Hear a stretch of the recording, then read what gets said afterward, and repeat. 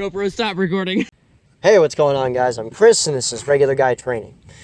So, before we start this review, I'm going to let you guys know that a lot of love and care was put into this particular review, mostly because there is a bias here.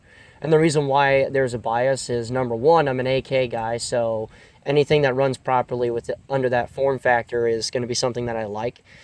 And number two, I personally really enjoy this rifle. Like, I enjoy it, I love it personally, so there is a little bit of a bias here.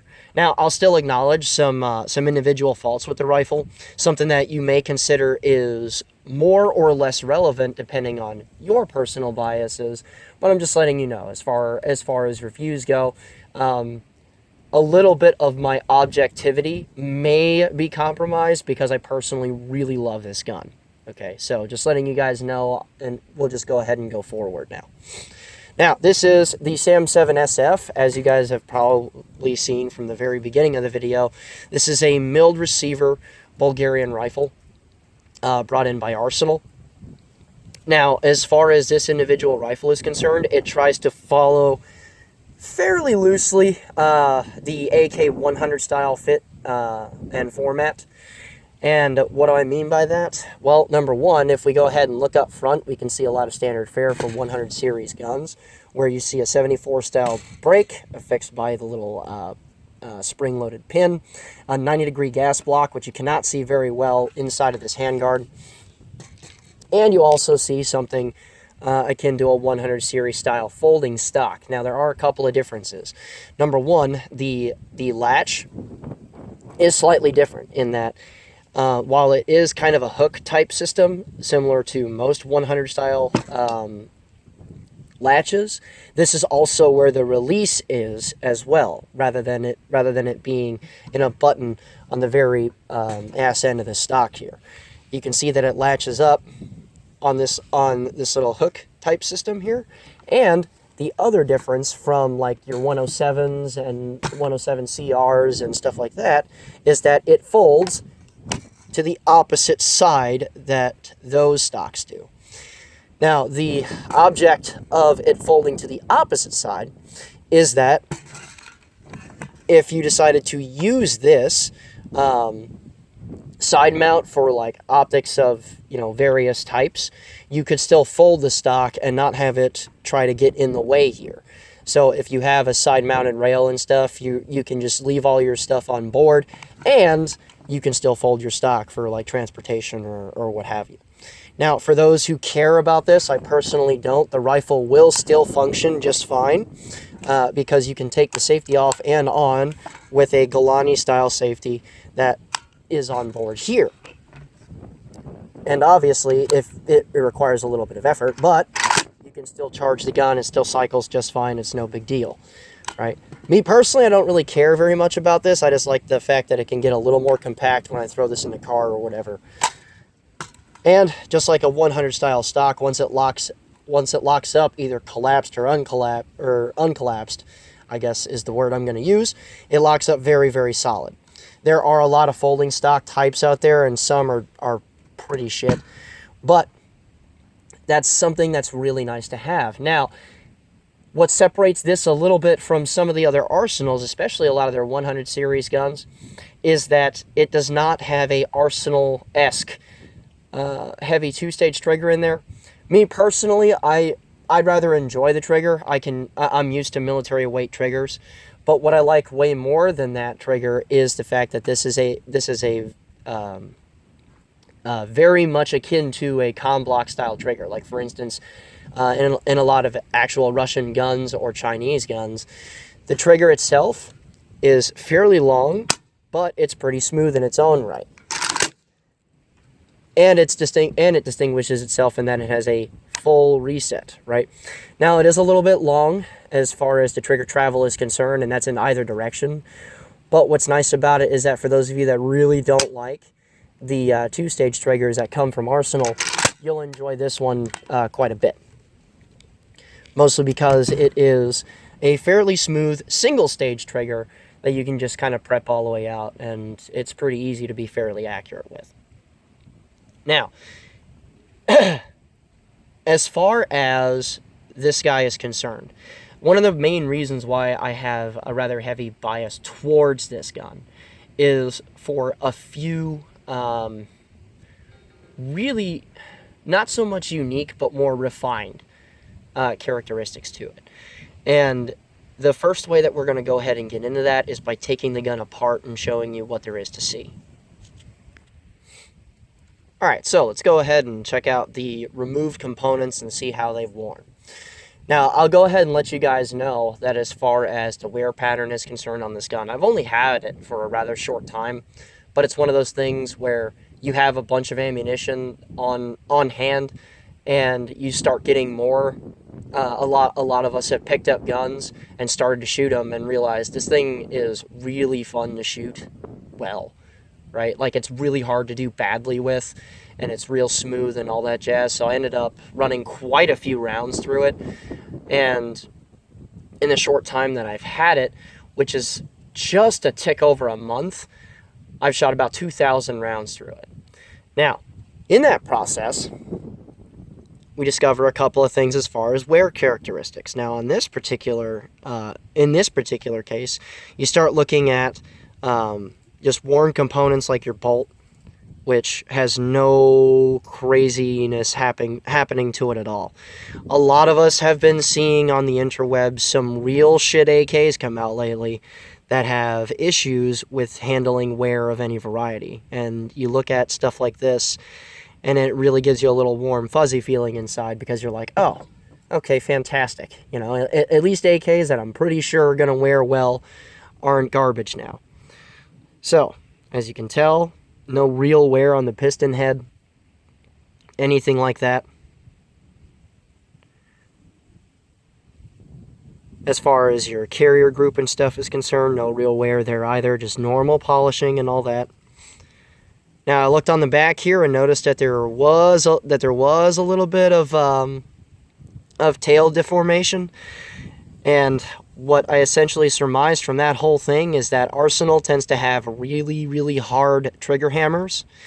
And looking at how the two lock up and how this essentially pushes the hammer out of the way, I saw this earlier on, like something around 800-ish rounds. And it has not progressed hardly at all, because it got to this point and then stopped. And that's only because you can actually see how it pushes the hammer out of the way and how it shaped itself based off of that. And once it polished itself off in that direction, there's no real issue from there whatsoever. So, you know, that's the only thing that stuck out as far as the wear characteristic to me. And honestly, as far as regular wear and tear on AKs, that shit just happens to a lot of guns. Some is way less than others.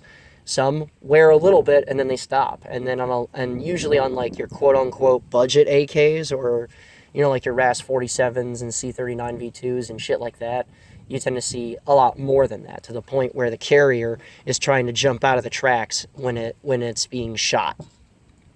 And I'll show you guys a more close-up view of that here right now. Alright, now hopefully you guys can see this fairly well, and I'm going to try and focus on this as best as I can. But you can see the carrier and all that, right? Now, pressing the trigger, you can see where that hammer just fell, and you can see where the tail is getting ready to make contact with it. So, as the action starts to cycle to the rear, and I'm going to try really hard to do this without getting in the way of the camera, right? As it starts to cycle to the rear, you can see that that carrier is about to make contact with it. So right when it makes contact with it, you can see exactly how it starts to make the shape that it does, simply because it has to push that angled surface out of the way. And right when it starts to do that, you can see where it polishes off there.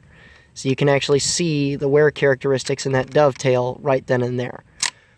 So, as far as wear characteristics on a lot of AKs, it's really kind of a standard fare kind of a deal. Some of them will wear more, some of them will wear less. It really kind of depends on the hardness of the hammer. So, you know, there you go. And it's one of those things where it could be a twofold problem. Either the hammer is too hard, or the carrier is too soft, or both. It depends. So, really, as far as wear characteristics are concerned, right when I saw that, I started to monitor it, and that would have really killed the appeal for the gun if it started to just progress, because that kind of defeats the purpose if it doesn't wear as it should. But no big deal there. Now, here's something else that's actually kind of nice. It was kind of a little bit of a refinement that I personally really do like. Now, anyone that's taken these muzzle devices off of an AK knows that when you press on this little spring-loaded pin here, a lot of times you'll have to press on it after you start to screw on your muzzle device. And as you screw on that muzzle device, there's a lot of carbon in this thing. And as you start to screw on that muzzle device, a lot of times you notice that you have to press down the pin, because once it locks up into that spot, like you'll see that pin start to push out of the way. And let me get it focused. You'll see that pin start to get pushed out of the way, but the muzzle device isn't on all the way, right? So you see it start to get pushed out of the way, and then it'll lock, and most of the time you have to push down on that pin again and keep screwing down to make sure that your muzzle device is put on properly. Now, here's a really cool thing about this, and it's just kind of like a refinement thing, because like I've approached every other AK in the past, I decided I would push down that pin again and keep going, right? But as I decided to keep going, I noticed, you know what, the threads bottomed out. The threads the threads and the length of the pin are perfect, so that all you have to do is screw it on once in order to get it off. And the same thing goes for taking the thing off as well, because once you push down the pin, it doesn't get in your way again until the muzzle device is off. So it was actually a really nice little touch. It's one of those little tiny refinements that you just kind of enjoy about an individual rifle when you see it. Now, as you can tell, there are a couple of extra doodads on this gun. This rifle was actually used before I got it, and by used, I mean very, very, very, very, very lightly. To the point where, like, I opened it up after I first got it, and I was like, holy shit, this thing's barely been shot. It was one of those things where a dude was just not a big fan of the AK or the round, and and he wanted to trade with somebody. Therefore, I traded him the Sons of Liberty Gunworks AR to pick up this AK here. And it came with the Magpul handguard, the Ultimac, and then the rest of it. Oh, and it also came with a US Palm as well. So it's one of those deals where I jumped on it, because if you're an AK guy, you probably should. And I tell you what, it's one of those deals where a million people have asked me what I think about this. That's a review in and of itself, and I'll give this handguard I'll do this handguard proper justice and give it its own review, because it's a pro and con like everything else. So we'll just kind of move on from that. Now, I'm happy to say that this rear sight, right, this guy right here, not all AKs are equal, as a lot of people have probably surmised over time, especially if you watch this channel. And what you notice is that a lot of times, a lot of parts kits guns that get built up will have different sets of sights put on them. Sometimes they're for the wrong caliber, that kind of thing. And what's cool about this is that I took it out and shot this thing out to about 400 yards on one occasion. And what's neat is that the slider for this actually works. It's accurate. If you zero, obviously, to the metric system and all that stuff. But the slider works, and that's fantastic. That is not... that's not a constant. It doesn't always work like that. So again, it's a really nice touch. Now, let's talk about this. And a lot of guys will ask me a million questions about this too. Because some guys asked me how I was taking the safety off in a couple of previous videos, right? Now, this is a Galani style safety that comes stock with the gun. For right-handed people, a lot of times they rip them off or whatever. But I'm telling you what, if you are a southpaw, if you are left-handed, this right here, this is it. This is the shit. Okay, most people see lefties working AKs and they figure, oh, well, the AK is just better suited for you. No, the hell it's not. And the biggest reason why it's not is the safety itself. Because for us, we have to manually take the safety off like so. And that's just slow, especially if you're just getting into, you know, a regular method of running the gun, especially if you're trying to run the gun efficiently. So having that safety back here, where you can just take it off like so, makes you as fast as any other right-handed dude. And to me, it's absolutely a must. Now, for the US palm guys that have those grips, you'll notice that the grip kind of tangs itself off right here, just so that it can fit itself real tight to the receiver. If you look on this side, that's not there.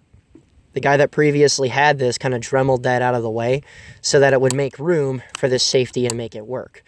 Now, if you're replacing parts, putting in pistol grips and that kind of thing, this is a consideration that you have to make, is that if you put on a pistol grip for this individual rifle, you have to essentially move shit out of the way to make it work.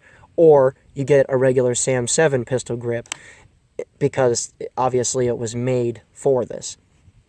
So it's a consideration to make, and to me personally, it's a con, because it either limits or makes more annoying the process of switching out pistol grips to things that you actually like. Now, I'm a huge fan of US Palm, and I'm really glad that the guy that originally had this rifle already did the work here, because if he didn't, I would have to do it, and it would be a little irritating personally.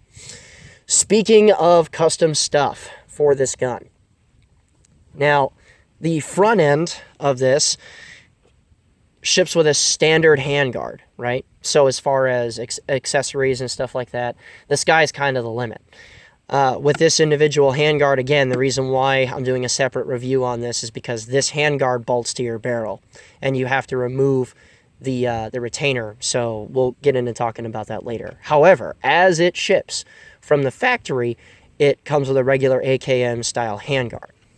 That cannot be said for this stock, okay?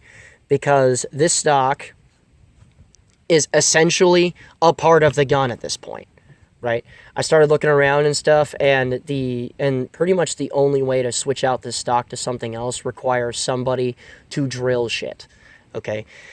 That does kind of sort of suck, and if I'm incorrect, please correct me in the comments below, because I at least want to know if there are options, and if that checks out, I'll go ahead and pin it as far as comments. But I haven't really found anything as far as replacement stocks for this. Now, a lot of people complain about this stock, right? A lot of people complain about the stock because it's long and it's heavy, right? Let's not say anything inaccurate about this whatsoever, because this is kind of a huge con, right? This rifle is stout. It is fat as shit, okay? This is a heavy gun. You notice it the second you pick it up. You notice it the second that you shoulder it and get in a regular extension. This rifle is heavy. However, when I first messed with this gun, I'll let you know right away, I hated this frickin' stock. I'm used to Warsaw length stocks, and I felt elongated. I felt like I did not like it at all, in all honesty. And then I started shooting it. The only thing that I can really say after starting to shoot it, and this is one of the biggest reasons why I have a heavy bias towards this gun, is that this stock right here very much changed my mind, because it grew on me fairly quickly. While it is a little bit longer, and while overall weight is heavier, right? The fact that this stock is long and fairly heavy acts as its own counterbalance towards the AK. Now, it's no secret that AKs, being long stroke piston guns, are nose heavy, right?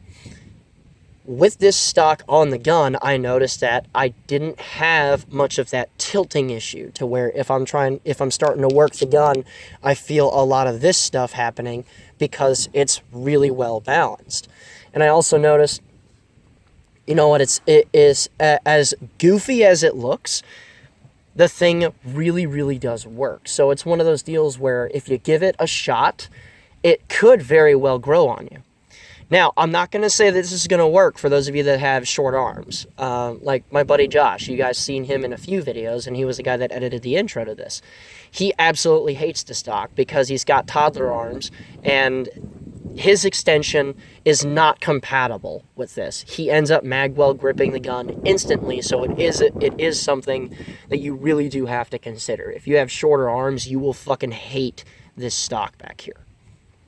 So I would say to pay attention to that, but it is what it is.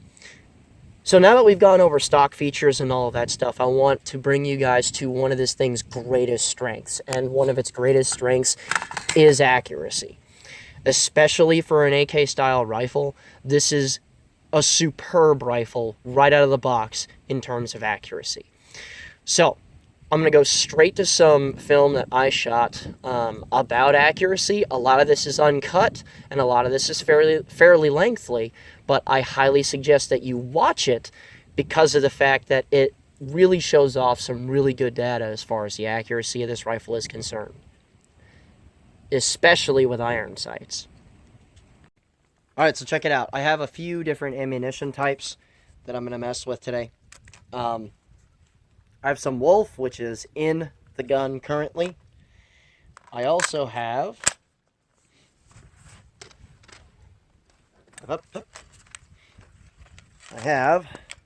some Red Army Standard. I have some Milsurp stuff, the corrosive 7.62x39. I have the surplus penetrator stuff.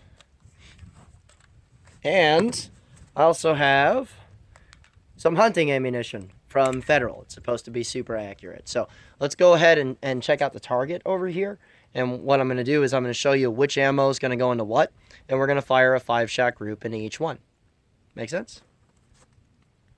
All right, so here's how this whole thing is going to go. Okay, we're going to have our Wolf go into this target.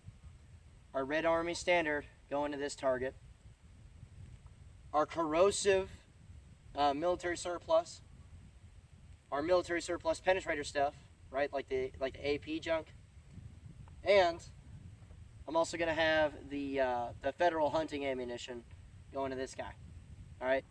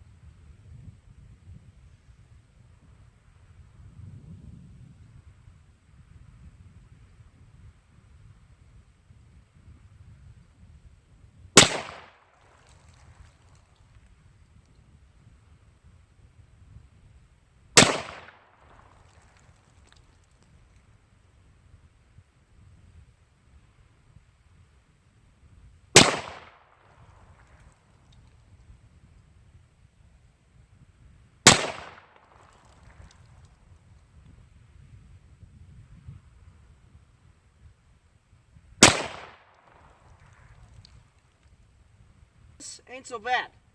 That's from Wolf, right? Red Army Standard isn't fucking around.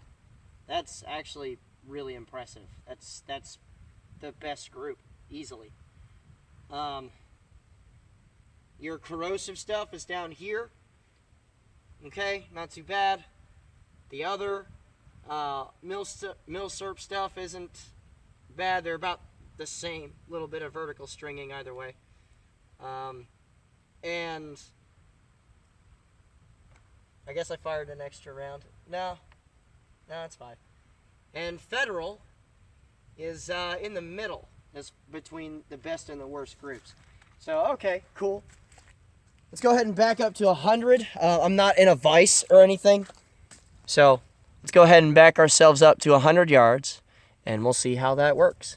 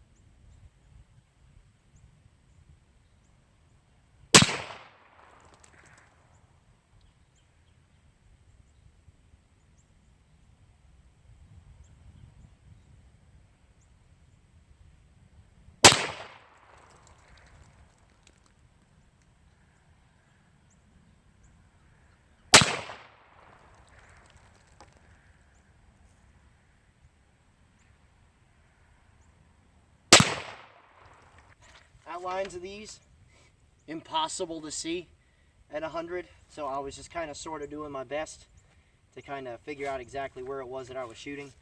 I tell you what, man, barely being able to see what it is that I'm shooting and just hammering away at it. I mean, the Wolf did great. Red Army Standard still whooping ass, man. Like, I was able to shoot at the shot group here. And it wasn't crazy as far as variation from center to center, okay? Freaking Milsurp, I felt one get away. You can actually see that. Milsurp again on the second one, and I was actually able to do much better. I felt this one get away too. And it's obvious to see that's me more than the mechanical capability of the gun. And on the center one here, I was getting some pretty hard shadowing. You guys probably can't see it very good, but like this was in hard shadow at 100. It was starting to take over, and there were different shades of it here. So I was kind of trying to go for the crease, and you could see where a little bit of that was unsuccessful. And honestly, towards the end, like I'm pretty deep in snow, so I mean, you know, my shooting speaks for itself. There were some times where the shit got away from me, and there are also times where it didn't. So I am incredibly impressed. It has superb accuracy. There are a lot of AKs that I know can't print like this at 50 yards. They're usually pretty badly made AKs, but I have seen a lot of AKs in the US that cannot print this well. Never mind at like 100 and stuff. So I'm very much impressed with its accuracy at 50 and 100 yards. So you guys can see why it is that I'm rather excited about this individual rifle, right? I mean, for an AKM to shoot like that, especially while you're messing around with a set of iron sights, is a little ridiculous, you know. Now, to me, I mean, you guys can see why I've developed a little bit of a bias towards the rifle, but that's only because it's a crazy performer, right? Now, why have I developed such a kinship with the rifle besides the fact that this is fantastic? And while that is a big part, the first thing that I'm going to look at here is just a list of cons, right? The cons are that this thing is a stout gun. Okay, this is a fat bitch. There's no way around it. It's heavy. However, well, let's just continue going along the con side of the house. Compatibility starts to become an issue because this stock, if you don't like this length of pull, there's no real way around it, right? The pistol grips, if you have a particular pistol grip in mind, either you're removing this lever, okay, and if you're right-handed, it's no big deal, or you're left-handed and this cannot be pulled out just because of your own individual efficiency. Now you essentially have to do a little bit of work to make sure that that pistol grip fits on here just fine, right? Additionally, you run into more compatibility issues up front because with the 24 millimeter threads that this has for this particular style of muzzle device, your options are way reduced now. And realistically speaking, as far as a break is concerned, I personally would not go anywhere further than right here. But if you're looking for a flash suppression device because you don't like the signature that this thing gives off in the dark, and that's pretty stout, you're going to have to go to like Manicore Arms or something for a pronged flash suppressor. Now, that being said, I mean, me personally, I don't have to go much farther than that, so if I decide to go on that route, you know, the option's right there. But still,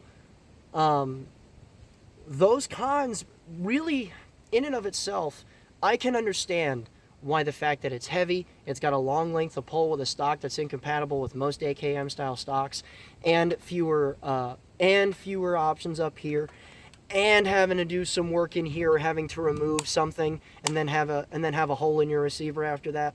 I can understand why those cons basically in and of themselves drive people away from this gun. And I thoroughly understand that. So if those are an issue to you personally, I wouldn't touch this thing, right? Because if you do have shorter reach, what I'm going to tell you right now is that this stock right here is going to shorten up your hands to where your grip is about here on the gun every time. okay?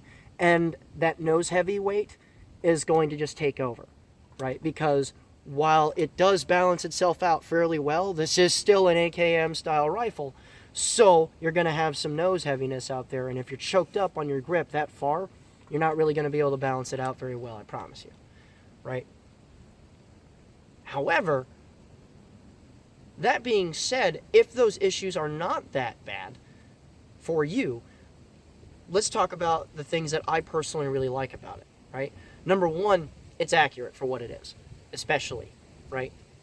A gun that shoots as well as this thing does means that it has practical accuracy onto a man-sized target, and you could easily hit things real far away. Having gone out and done a little bit of 400-yard line shooting with this thing, I can tell you right now, it is absolutely in no way whatsoever a chore at all. Okay, it's superb in that regard. That, again, a more accurate rifle in this particular operating system is exactly something that I really want, because you guys know I'm an AK guy through and through.